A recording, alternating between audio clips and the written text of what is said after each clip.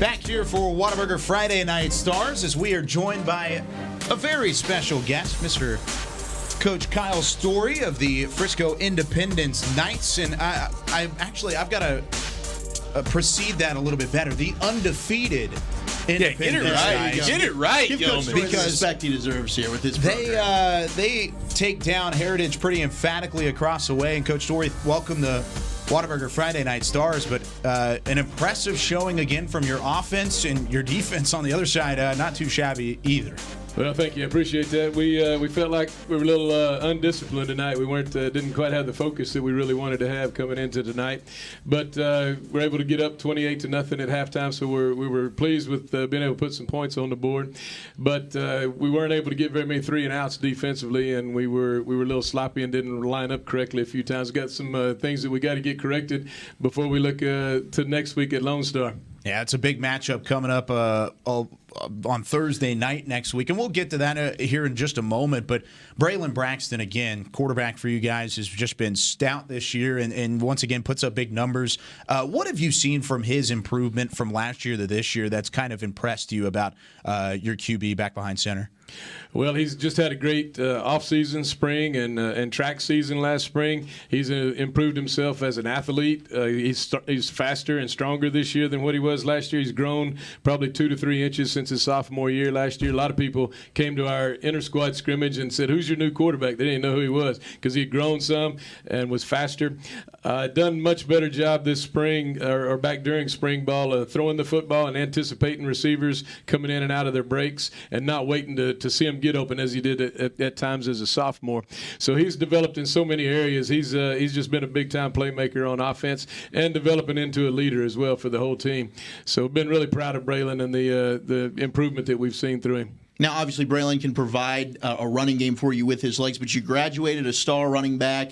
How has that process been replacing him this year? Are you kind of going more of a committee approach, or do you have one person that's really taking the reins of your backfield? Well, we kind of got a committee approach right now. Like you said, Logan Brungart graduated last year and did a lot of things for us and helped us in a lot of different areas and kind of carried the team as a senior last year. But this year, Dwayne Orr is a junior for us. He's done a great job. He's started most of the games. Jalen Laster is another running back, number 6, that came in for us, and then Reggie Bush is a sophomore. That all of those 3 guys can come in and do. Reggie Bush still has eligibility left. That's incredible. Hey, congrats to you, Coach. That's a star-studded player right there. We're hoping he does grow into that old Reggie Bush that you remember. But he's a sophomore, and those other 2 are juniors, and all 3 of them do different things well and help our offense in different ways. So give us a little bit of explosiveness out of the backfield as well. Well, not only out of the backfield, but on the outsides with McMillan and Wafer there, your wide receivers. They had huge games tonight. How important have they been to your offense and really helping out a guy like Braxton in his second year running the show? Those guys have just been dynamic for us so far through the first 5 ball games. They've made plays on balls that some people didn't think they were going to be able to get to. They're really dangerous receivers that can run really good technical routes and get open.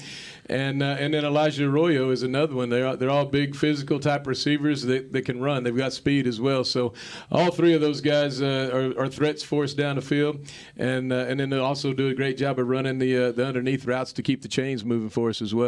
Yeah, Coach, I tell you what, I want to let you enjoy this victory because you guys definitely got a big win here. But looking ahead to next week, we know you got a big game coming up versus Frisco Lone Star. Everybody knows about the defense, how tough they are in limiting offense. But you have a guy that's all world. How do you guys put up points versus a Lone Star team that is going to play tough defense and has an exceptional weapon and Marvin Mims? I tell you what, that's a great question because I don't have an answer for that yet. Right on. We had a Bible study this morning with all of our Frisco ISD head coaches and athletic coordinators, and talking to Coach Rayburn, I watched them play last night, and I said, I was thinking that Highland Park's 2016 defense was the best that I'd ever seen until I saw them play last night against Wakeland, and I'm not sure Lone Stars is not better than that one that Highland Park had back in 2016. But they are outstanding. They've got physical, big range rangy guys all over the field on defense, and they're all got speed that can run. There's not a whole lot of grass to attack against their defense. So it's going to be a big task for us to find any way to move the chains and put some points on the board against those guys, because they're very talented all over the field. And then, like you said, with Marvin Mims on the offensive side of the ball, everybody has to account for him, and where they line him up all over the place and get him the ball in different ways. They do a great job of getting him space. But he's not the only threat they've got. The Brogdon running back out of the backfield is a really tough running back, played slot receiver for him last year. And then they've got 2 or 3 other receivers that can beat you at any time too. So you can't just look at Mims and try to shut him down, because all those other guys will hurt you as well.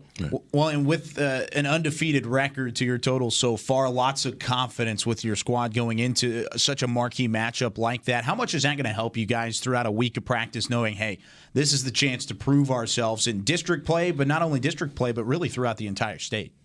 Hopefully that's going to help us. I think through these first 5 ball games, we have gained a lot of confidence, and we're going to need that to stand up to the number 1 team in the state next week. So hopefully we'll have a good week of practice and be ready to come out and be sharper in a lot of those areas that I was talking about earlier that looked like we were a little undisciplined tonight in some areas that we need to get cleaned up before next Thursday night. No doubt about it. Head coach for Independence, Kyle Story, joining us here on Whataburger Friday Night Stars. Coach Story, thanks so much for stopping by. Congrats on the win tonight. Thank you. Appreciate y'all having me. We're going to take a quick break. When we return, we'll continue looking around the area of Texas high school football here on Whataburger Friday Night Stars.